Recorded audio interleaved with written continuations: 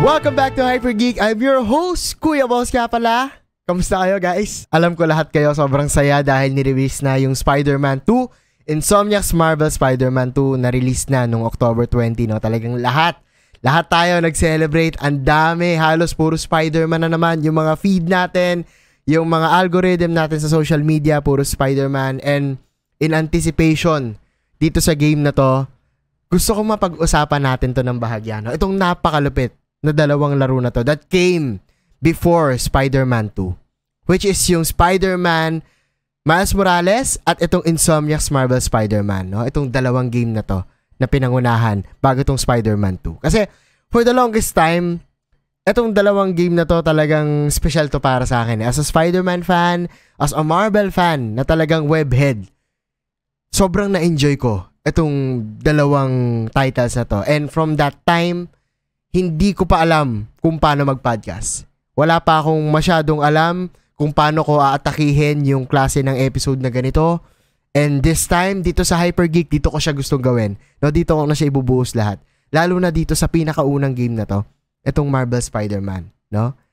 Nakuha ko na yung kopya ko ng Collector's Edition ng Spider-Man 2. Kaya lang hindi ko pa siya nabubuksan kasi last minute umorder ako ng physical copy naman nung Spider-Man 2 kasi walang CD yung Collector's Edition. So hinahantay ko lang yon bago ko ma-release yung say unboxing or bago ko malaro talaga totally itong Marvel Spider-Man 2, no? Kasi hindi ko muna ginalaw yung digital. Ayoko kasi nung digital hanggat maaari gusto ko physical copy para may physical representation yung game na yon sa library ko, sa nakikita ko, sa mata ko.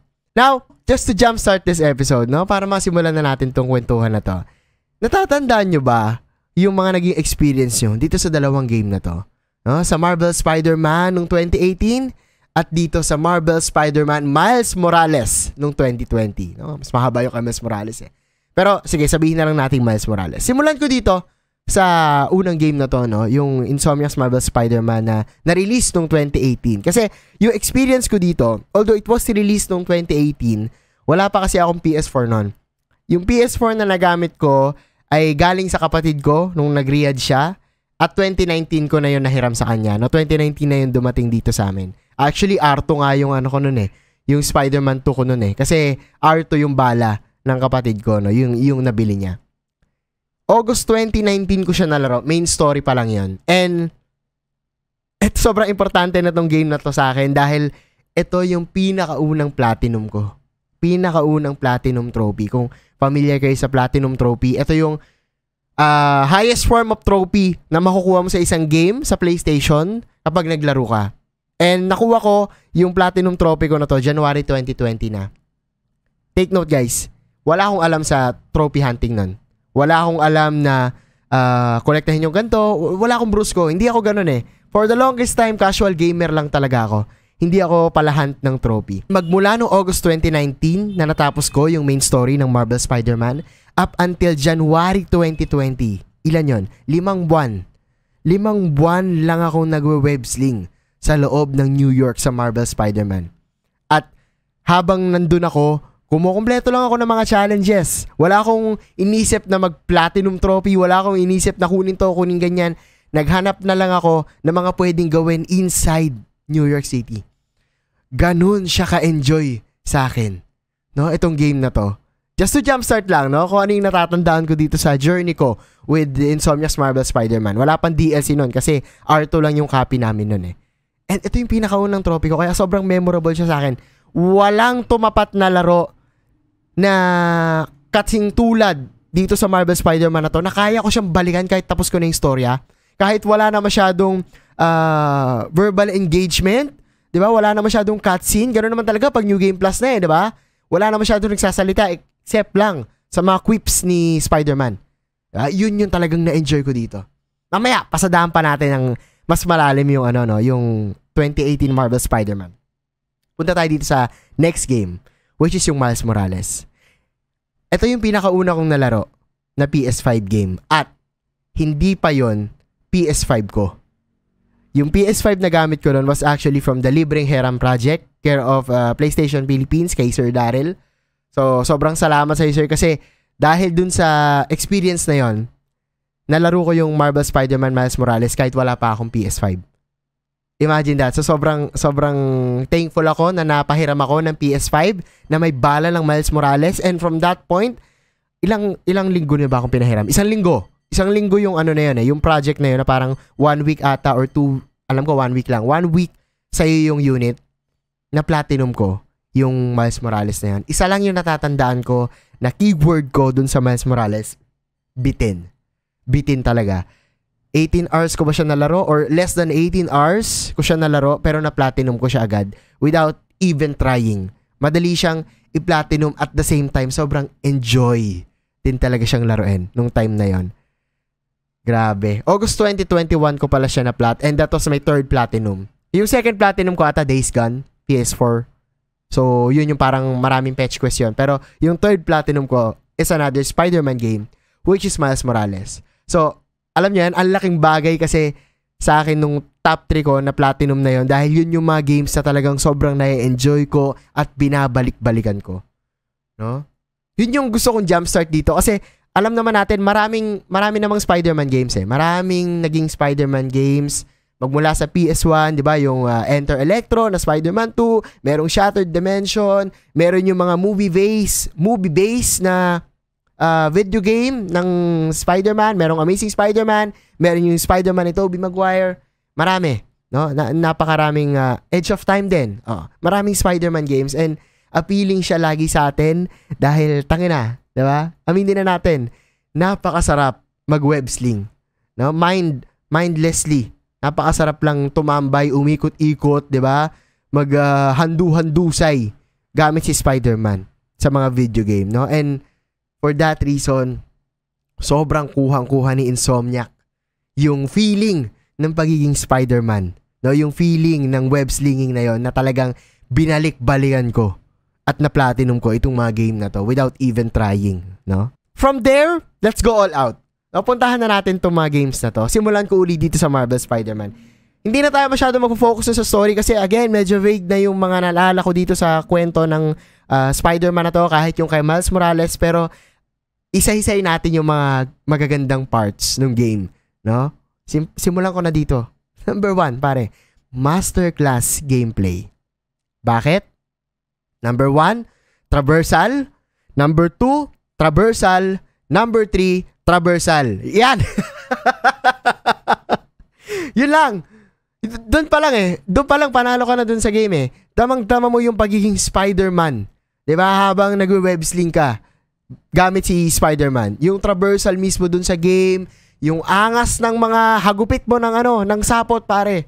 Hindi siya nakakasawang laruin. Siguro may part na talagang fan din talaga ako ni Spider-Man, pero yung superhero landing, yung malahankak style na buwelo na kapag magte-take off ka, 'di ba? Tapos yung music, nagsisimula uli siyang bumuelo, nagsisimula uli siyang tumugtog pag magsisimula ka ng mag-web sling.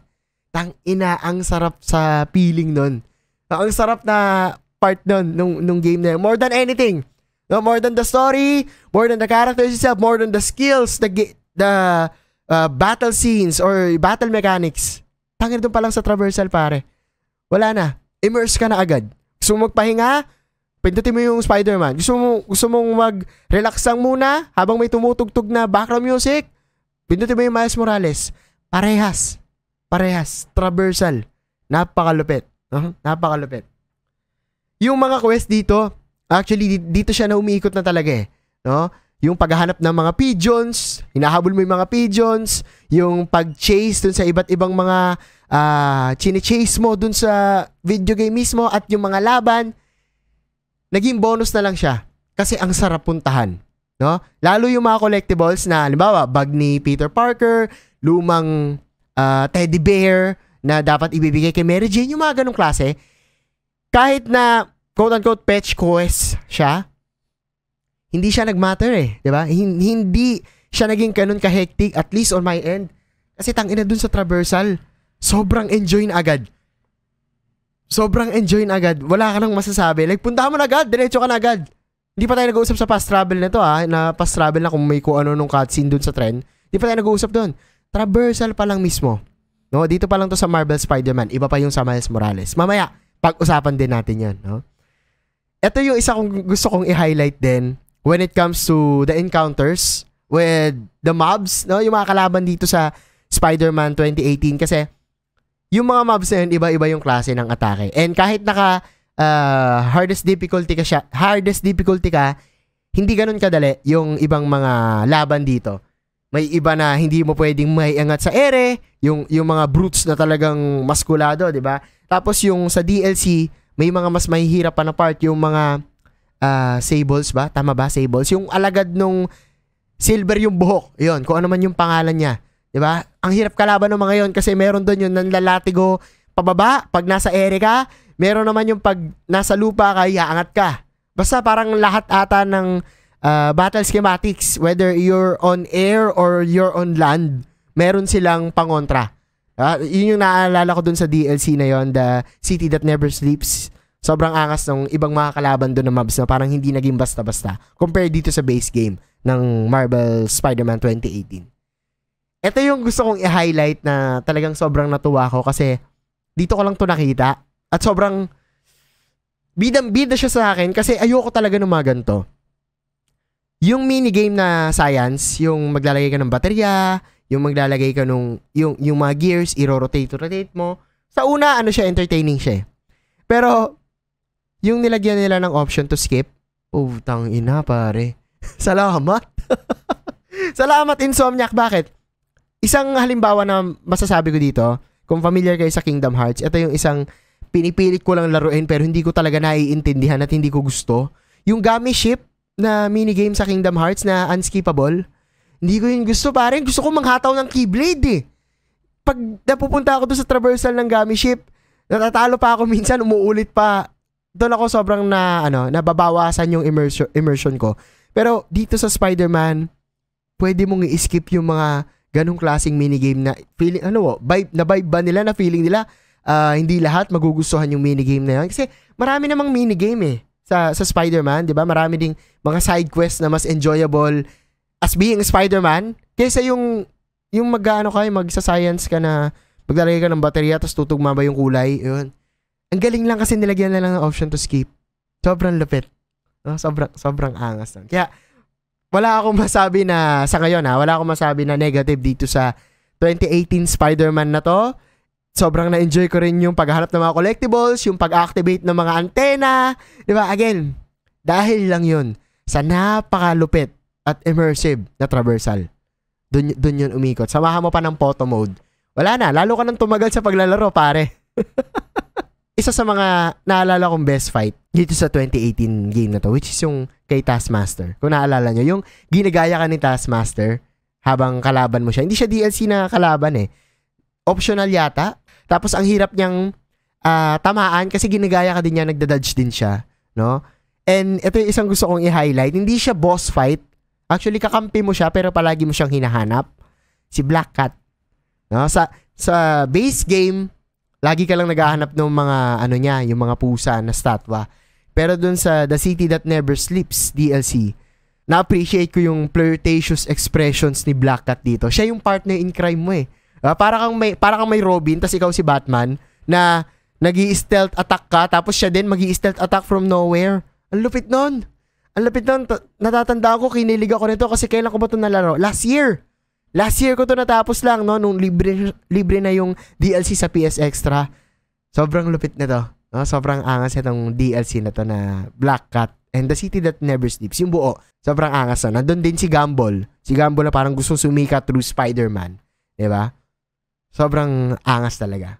Hindi lang yan Hindi lang yan. Punta tayo banda sa exploration. Doon sa exploration, wala pare, Ultimate Marvel experience din talaga eh. Bakit? May mga cameos, andun si Stanley, andun yung Avengers Tower, di ba? Andun yung building ni Doctor Strange, papuntang Camartage, di ba? Yung, makikita mo yun doon. And required ka din kahit paano picturean yung ibang mga ano ba tawag doon? Scenery or building.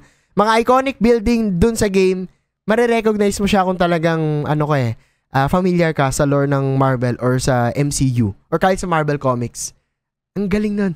Ang sarap sa pakiramdam nun. Kaya ako nasabi na isa siya sa parang Ultimate Marvel experience kasi mararamdaman mo talaga kahit wala yung ibang superhero, mararamdaman mo na nasa mundo ka ni Spider-Man mismo.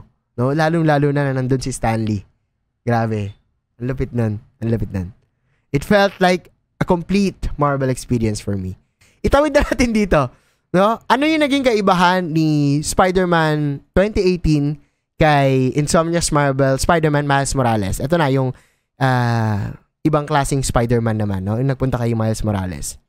For me, napansin ko dito na mas naging realistic yung web slinging niya, no?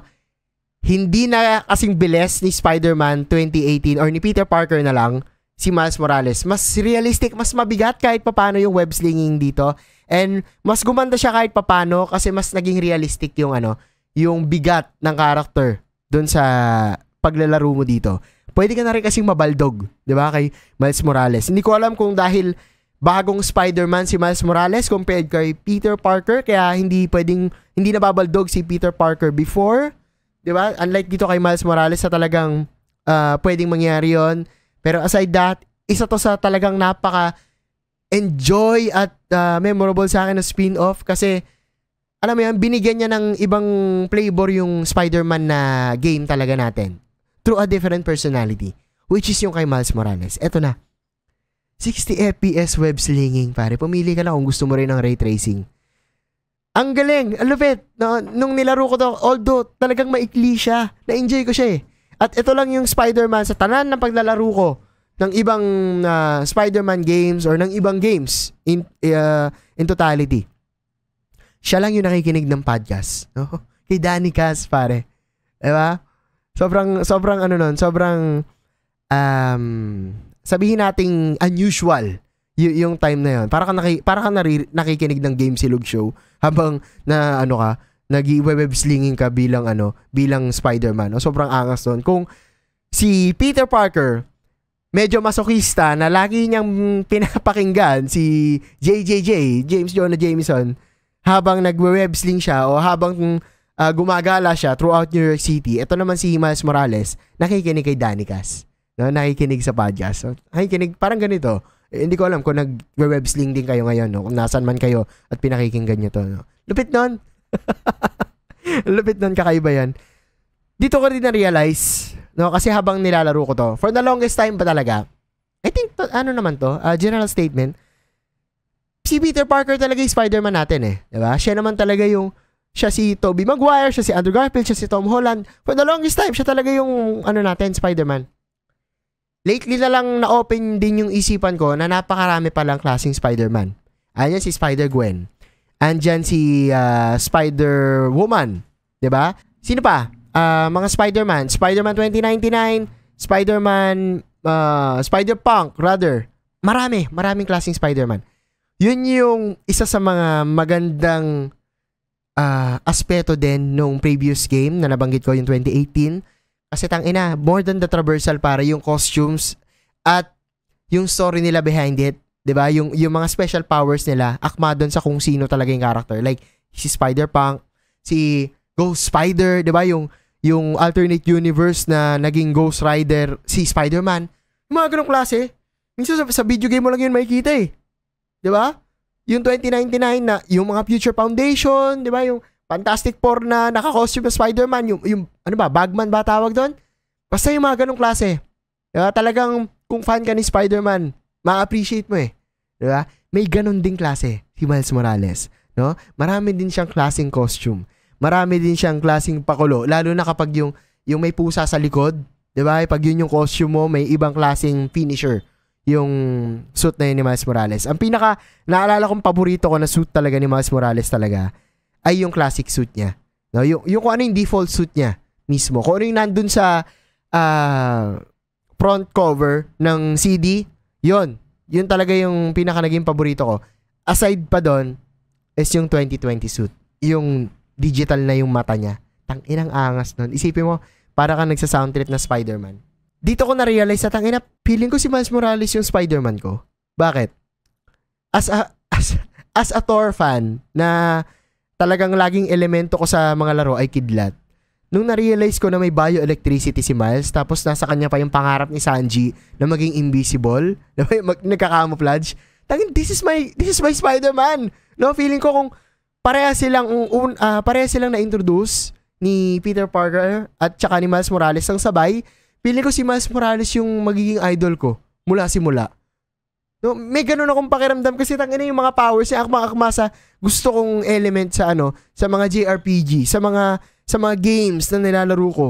Yung gano'n na electricity or bioelectricity. Sobrang lupit ni Miles Morales. Ito lang yung isang napansin ko dito sa Miles Morales na to, no? Dito sa game na to. Isang olats talaga na sa ngayon, hindi ko pa din siya matanggap. Pero wala More than dito sa nitpick na to, talagang minahal ko yung game. Yung pagpapalit ng muka ni Peter Parker from Marvel Spider-Man 2018 up to Miles Morales and the Spider-Man Remastered. Yung nilabasan nila sa PS5. Iniba nila yung facial features ni Spider-Man. Yung unang Yuri Lowenthal na nakita natin, 'di ba? Yun yung Spider-Man na na talagang nag-resonate sa akin, na minahal ko from that first game, yung unang platinum ko. Yung yung buhok parang medyo cupcake. Tapos hindi siya ganoon kabata. No? Ito yung Spider-Man na parang alam niya na yung gagawin niya. Hindi na to origin story. 'Di ba? Ito yung Spider-Man na meron na talagang responsibility sa New York.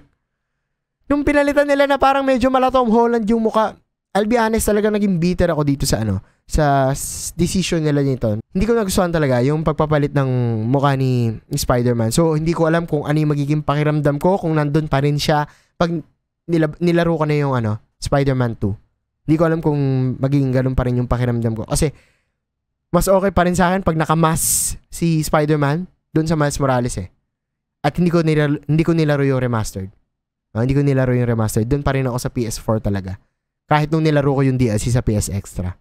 Ito pa yung isang, sabihin natin nitpick, no? Kasi, nung nilabas yung Miles Morales, syempre, pandemic, dito yung part na same with Forbidden West, nagkakaroon na ng transition, slow transition yung PS4 to PS5, na although exclusively talagang alam ko sa PS4 ilalabas talaga yung Miles Morales, pero in-upgrade siya sa PS5 na may free upgrade, yung mga pre-upgrade before na game. Feeling ko hindi na maximize yung DualSense nung PS5 nung in-upgrade nila yung Miles Morales na video game.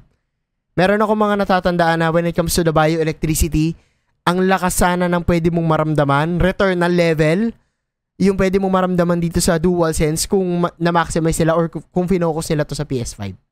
No?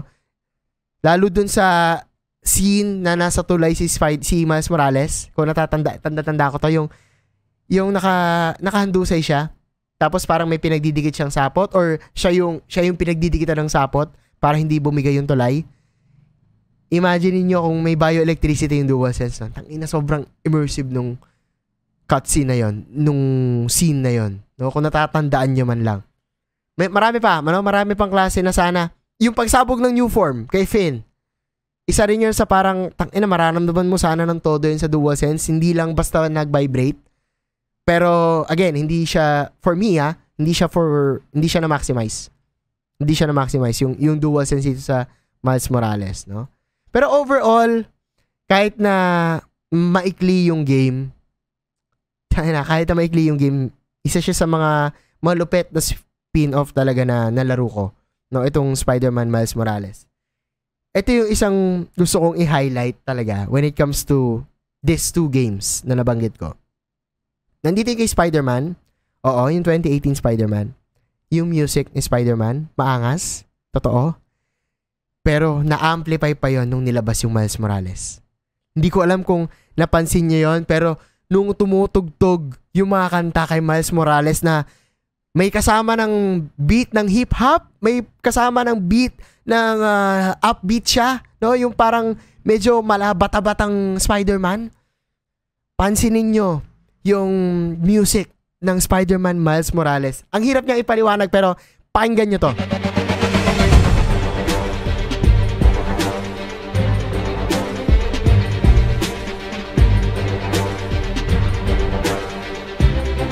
New York's only Spider-Man, pare.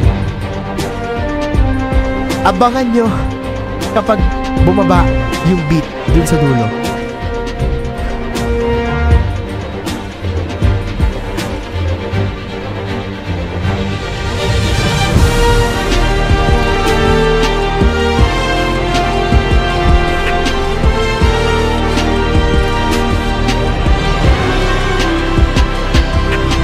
Grabe! All the hype, pare. All the hype. Ang sarap mag-workout, ang sarap tumakbo, ang sarap maging Spider-Man, ang sarap maging Miles Morales. Pag tumutugtog tong game na to, pag tumutugtog tong music na to, sobrang hype, di ba? Sobrang hype. Itong music creation ni John Paisano, palagi ko nung ginagamit in real life. To hype myself up, to hype kung ano man yung nangyayari sa paligid ko. Hindi lang yon. Kasagsagan na rin to ng Miles Morales. Meron na rin tayong nakitang Sony's Miles Morales. Pwede mong patugtugin yung Sunflower while playing this game. Pwede mong patugtugin yung What's Up Danger while playing this game. Ang galing. Ang galing. Merong different personality na Spider-Man tayong nakilala na hindi pilit. At ang pangalan niya ay Miles Morales. Spider-Man sila pareho. Spider-Man si Peter Parker, Spider-Man si Miles Morales, pero si Miles Morales may ibang personality. At mas naramdaman pa natin yon dahil sa kakaibang music ni Miles Morales. Overall, dito sa dalawang game na to, sobrang nag-enjoy ako. No, yung pagkuha ko ng Platinum Trophy sa kanila, never kong naisip na mahirap, never kong naisip na task siya or chore siya kasi naging natural lang yung pagkuha ko sa mga trophy na to. No, ang galing din kasi ito yung naging intro ko sa pag-platinum, no. Alam ko hindi naman ganoon karami yung Platinum Trophy ko as of now, pero when it comes to those games that are worth it, etong dalawang game na to, masasabi ko talagang worth it. Worth it siyang balik-balikan. Na hanggang ngayon, no, hanggang ngayon, hindi ko ina-uninstall yung Miles Morales. 60 FPS web slinging, pare. Sobrang solid. Now, let's go to the finale of this episode. Overall, I can say na itong dalawang Spider-Man game na to are the best Spider-Man game as of now, as of today, na talagang kung hindi nyo pa ito nalalaro, I highly encourage you and suggest guys na laruin nyo to, lalo na kung webhead talaga kayo, no? Kung Spider-Man fan kayo.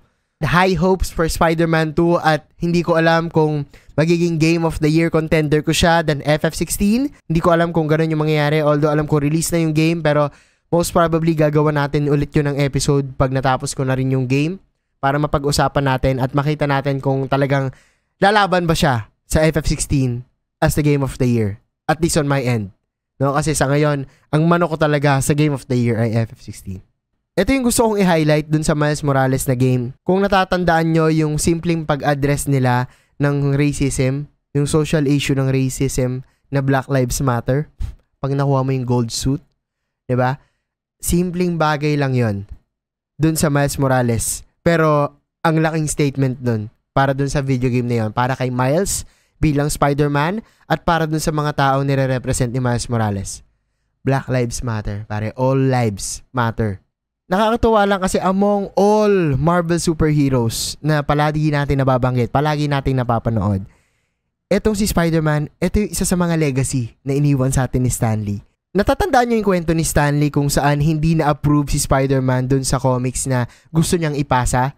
Tapos, nilagay na lang niya sa Amazing Fantasy dun sa huling chapter or huling episode ng Amazing Fantasy si Spider-Man kasi wala naman daw may pakialam kung ano yung nilalagay mo sa huling kabanata ng isang magtatapos na comics.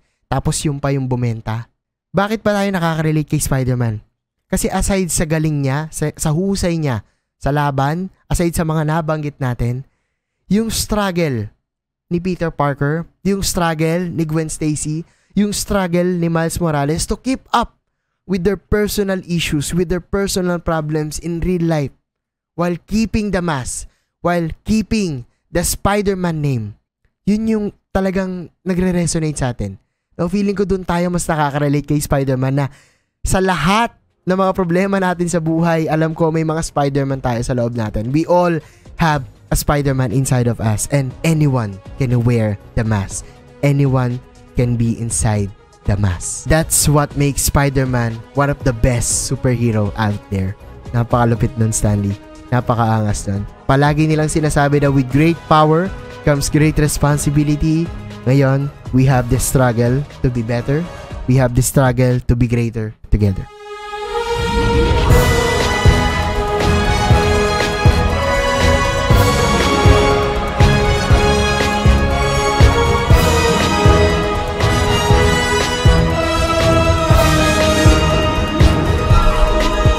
Maraming salamat sa pakikinig dito sa Hypergeek, guys. And if you do like this episode, please do rate this show. Ayan, palagi ko nakakalimutan na i-remind kayo mag-rate and leave a comment no, dito sa episode na to kung saan nyo man to napapakinggan. Whether it be sa Spotify, or sa YouTube, or sa iba pang mga podcast platform, no, kung saan visible si Hypergeek. And malaking tulong na rin guys if you will hit follow para sa mga next upcoming episodes natin, since wala pa tayong definite schedule ng release, ma-notify sa inyo pag meron tayong bagong episode dito sa Hypergeek. No? Hypergeek as of now is my main content, and if interested ka pa sa mga ibang content na geek related din, gaya ng mga toy unboxing, mga short clips, mga kwentong maiikli lang, no, na hindi pa pang podcast, I highly encourage you guys to please follow my socials sa Facebook under Kuya Balls, and sa TikTok din under Kuya Balls. Meron din tayong Instagram and YouTube under Kuya Balls as well. And eto, para mapagsama-sama ko kayo, no, sa mga nakikinig din dito, join our Facebook group sa Zero City and sa Discord natin sa Zero City. Yan, dyan yung mga kapwa nyo Hypergeeks din, na kung saan nag-share ng mga story and mga sentiments nila towards his games, no. Parang lately, ang daming usapang Yakuza sa Zero City. So, I hope I can see you guys inside the city, no. Maraming salamat ulit sa pakikinig, and I'll see you on the next episode of Hypergeek. Out na muna si Kuya Balls in 3, 2, 1. Be greater together. Bye. Let's go!